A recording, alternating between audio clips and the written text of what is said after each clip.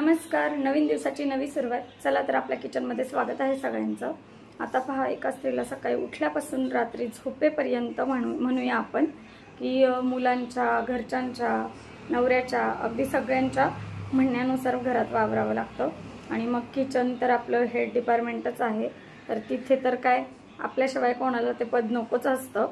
आणि कुठल्याच घरात मी तर म्हणेल असं नाही आहे की हे डिपार्टमेंट आनंदाने कोणी म्हणेल की मला द्या. इतर वेळी कसं सगळ्या ठिकाणी पदासाठी भांडण असतं, पण हे पद कोणालाच नक्कीच नको असतं. तर पहा, आज मी माझ्या किचनमध्ये काय काय बनवणार आहे, दिवसभराची माझी सगळी कामाची रूपरेषा पहा. किचनमधली आहे फक्त, सगळे आपल्या घरात सगळे फूडीच असतात, तर मग काय सगळ्यांची मनं सांभाळणं हे आपल्याला करावंच लागतं. आणि त्यात आता तर उन्हाळ्याच्या सुट्ट्या म्हटल्यावर तर काय सगळ्यांची चंगळ आणि आपली धावपळ. आणि आता पहा, सकाळी सकाळी मी नाश्त्याला करते पोहे.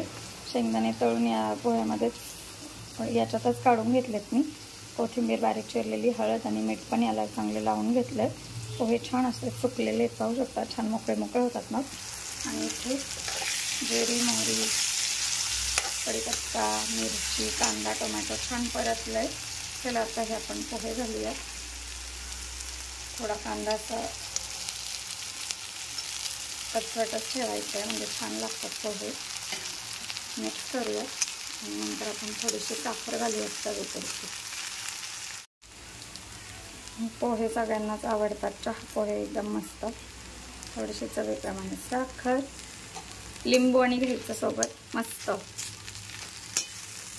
किती सुरेख दिसत आहेत पहा.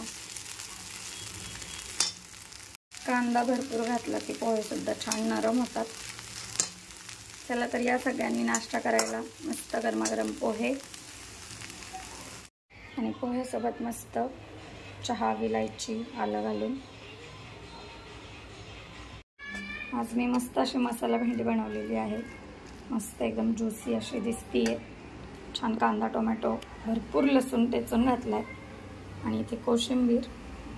आहोंना कोशिंबीर ही रोजच्या जेवणाला लागतेच, आणि मुलांना लागते चपाती. असा आजचा बेत आहे मस्त.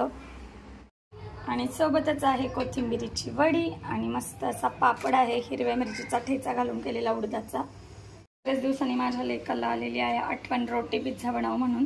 काही नाही, त्याला फक्त चीज लागतं चपातीवर. मग थोडंसं शेजवान चटणी आणि थोडीसा सॉस आणि हे चीज भरपूर असं किसायचं आणि मस्त तुपावर चपाती आपली छान भाजायची आणि द्यायचं त्याला खायला. चला, तोही खुश आणि मीही.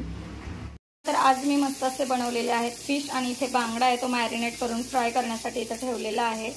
काही इथं फ्राय झालेले आहेत पाहू शकता. आता ह्याला हे कोट करून घेऊयात. मस्त आलं लसूण, मसाले, लिंबू वगैरे लावून मीठ मस्त मॅरिनेट केले. तरी पाऊण तास झालाय. आणि आता मी इथे छान फ्राय करते पाहू शकता. इथे फ्राय पॅनमध्ये मस्त छान एकदम क्रिस्पी छान कोटिंग आलंय पाहू शकता, किती सुरेख दिसतोय.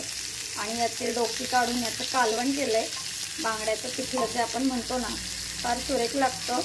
आणि हे डोक्यांचं पहा, सुरेख असं बांगड्याचं पिठलं, झणझणीत रस्सा, कालवण. हा रस्सा आहे ना, तो एकदम टेस्टी लागतो. तुम्ही तो कशाही सोबत खा, अगदी भाकरी, चपाती आणि भाताबरोबर तर एकदम भन्नाट. नक्की तुम्ही हे डोक्याचं कालवण करून पहा. डोक्यामध्ये तसंही खूप चव असते आणि चांगलं असतं फिशचं, म्हणजे माशाचं डोकं खाल्लेलं.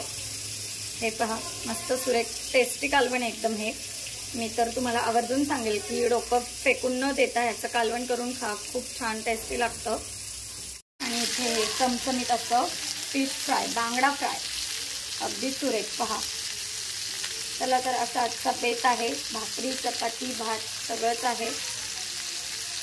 तुम्हाला ही रेसिपी हवी असेल तर कमेंट करा. आणि फ्रायची रेसिपी तर याआधी मी आपल्या चॅनलवर टाकलेलीच आहे. या जेवायला सगळ्यांनी. तर पहा, हे असं होतं सगळं आजचं आपल्या कामाचं, म्हणजे किचनमधलं फक्त रुटीन. आणि काही काही भाग यातला तर मी शूट केलेला नाही आहे, जसं की इव्हिनिंगचं म्हणाल तुम्ही. आणि आधीमध्ये आपल्याकडे काय काय होतं, काय काय नाही ते तर नाही. अशी एका गृहिणीची दिवसभराची तारेवरची कसरत असते.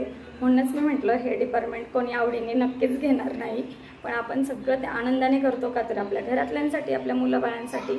त्यामुळं मी असं म्हणाले तर चला, असा होता आजचा आपला ब्लॉग. व्हिडिओ तुम्हाला नक्कीच आवडला असेल. भेटूया नवीन व्हिडिओ सोबत. तोपर्यंत बाय बाय.